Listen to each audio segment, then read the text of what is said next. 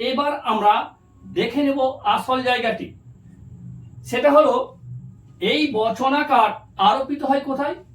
নিরপেক্ষ বচনে।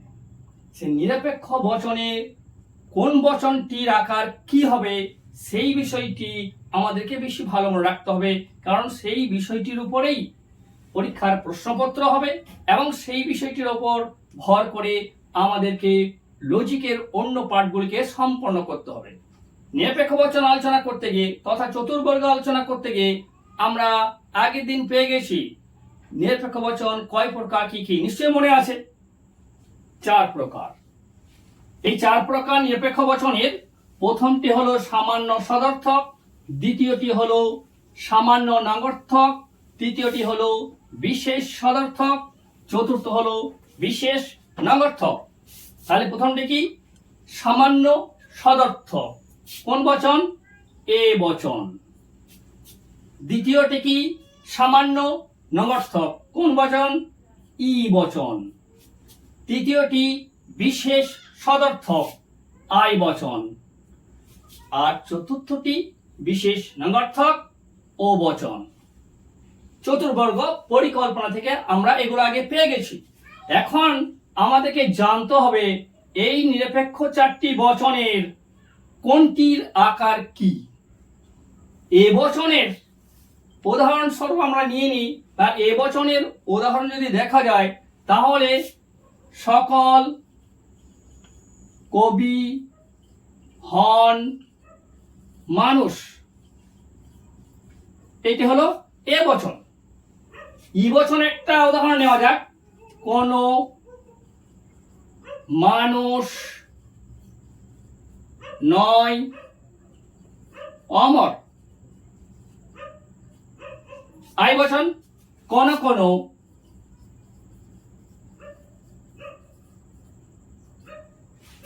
মানুষ হয় সৎ। ও বচন কোন কোন আম নয় টক। এখন এই 4টি বচনের আকার কেমন হবে এই 4টি উদাহরণের সাহায্যে খুব সহজেই বুঝে নেওয়া যাবে। বর্ণপ্রতীক কোথায় বসে বললাম? উদ্দেশ্য পদ এবং বিধেয় পদে।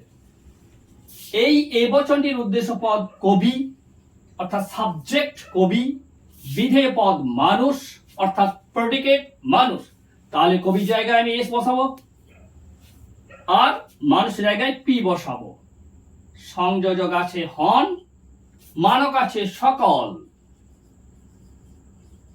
পেয়ে গেলাম এ বচনের আকার। এ বচনের আকার তাহলে কি হলো? সকল এস হন পি। অনুরূপ পরের বচনটিতে ওইভাবে বসালে আকার কি পাবো?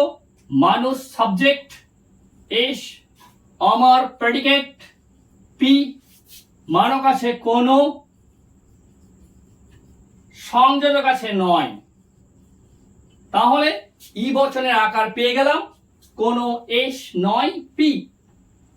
আই বচনের উদ্দেশ্য আছে মানুষ, সাবজেক্ট এস, প্রেডিকেট সৎ পি, সংযোজক হয়, মানক আছে কোন কোন।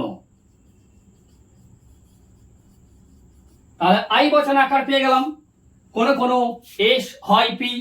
অনুরূপ ও বচনের আকার পাবো কোন কোন এস নয় পি। তাহলে 4 প্রকার নিরপেক্ষ বচনের আকার আমরা সহজেই কিন্তু বানিয়ে ফেললাম, তৈরি করা, এবং আমরা বুঝে নিতে পারলাম সহজেই যে কোনো বচনের আমরা আকার তৈরি করতে পারবো।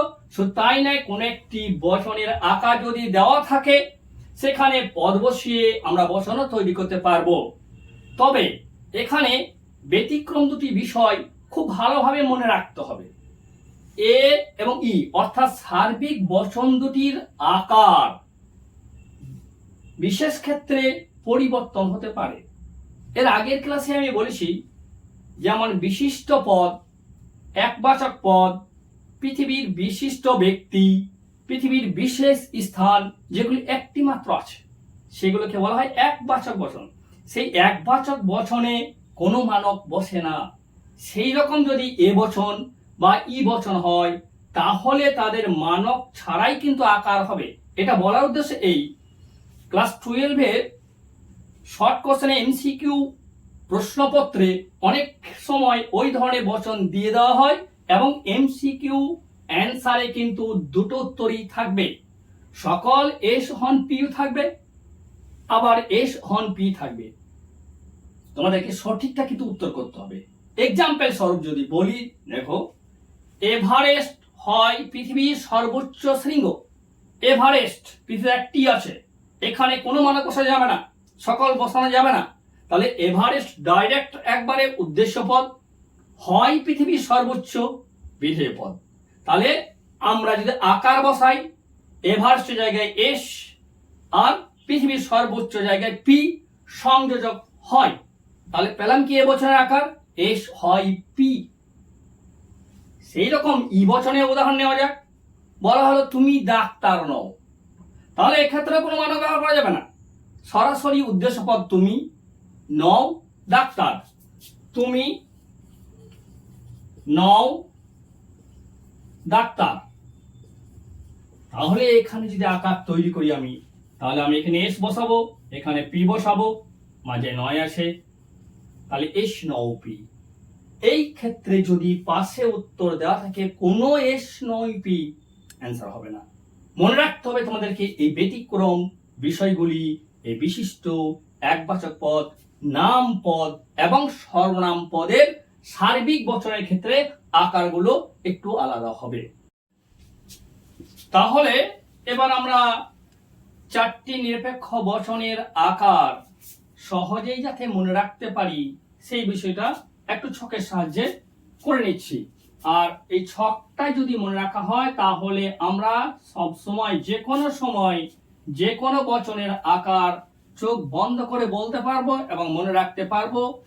আকার করতে বললে আকার তৈরি করতেও পারবো।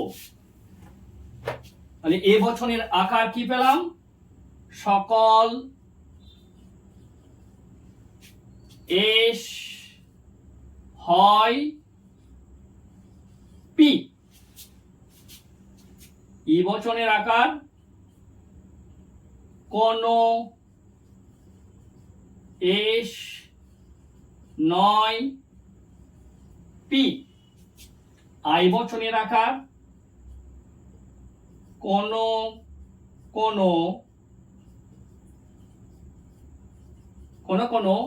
এস হয় পি। ও বচনের আকার কোন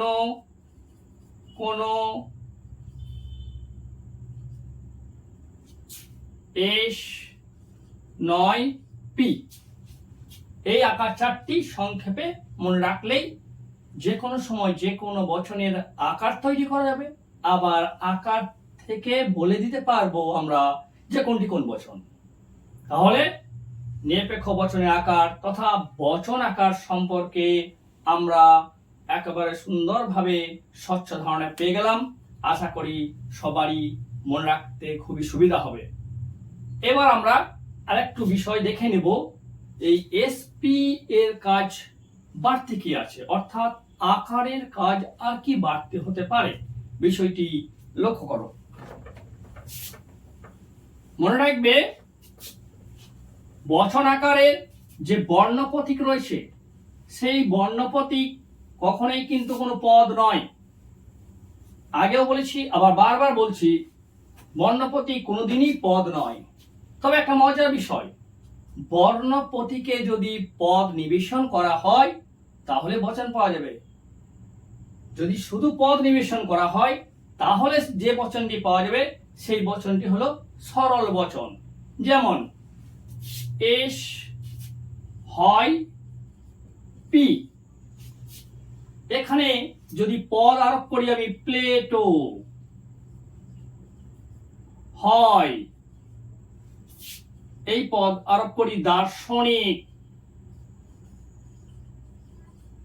তাহলে একটি সরল বচন পেলাম। অনুরূপ এই বর্ণ প্রতীকে যদি পদ বাদ দিয়ে বচন আরোপ করি তাহলে কিন্তু আমরা পেয়ে যাব যৌগিক বচন। যেমন যদি পি, তাহলে কিউ। এই পি বর্ণ প্রতীকে যদি একটি বচন, কিউ বর্ণ প্রতীকে যদি একটি বচন বসিয়ে দিই তাহলে আমরা একটা যৌগিক বচন পেতে পারি। যেমন পি কে যদি ধরা হয় মেঘ, কিউ কে ধরা হয় বৃষ্টি, তাহলে বচনটি হবে এরকম: যদি মেঘ করে তাহলে বৃষ্টি হবে। এটি একটি যৌগিক বচন। তাহলে বচন আকারে পদ বসালে সরল বচন পেয়ে যাব, আর বচন আকারে যদি আমি বচনই বসাই তাহলে আমরা যৌগিক বচন পেয়ে যাব। আজকে এই বচন আকারের আলোচনা পর্যন্তই। এর পরে আমরা এগিয়ে যাব বচনের অন্যান্য ধাপগুলিতে। তবে আজকের ক্লাসের শুরুতে আমি কোনো কিছু বলিনি, সরাসরি ক্লাসে চলে গেছিলাম। যাই হোক, উচ্চ মাধ্যমিক পরীক্ষার্থী, বিশেষ করে ক্লাস 12-এর ছাত্রছাত্রীদের বলছি, তোমরা নিয়মিত রেগুলার এই ক্লাসটা ফলো করো। ফলো করার সঙ্গে সঙ্গে এই চ্যানেলটিকে জনপ্রিয় করার জন্য লাইক, শেয়ার এবং প্রয়োজনে কমেন্ট করো। কোনো কমপ্লিকেশন থাকলে, কোনো কোশ্চেন থাকলে অবশ্যই কোশ্চেনগুলো শুদ্ধ করবে, সেই কোশ্চেনের উত্তর যথাসম্ভব আমি দিয়ে যাব।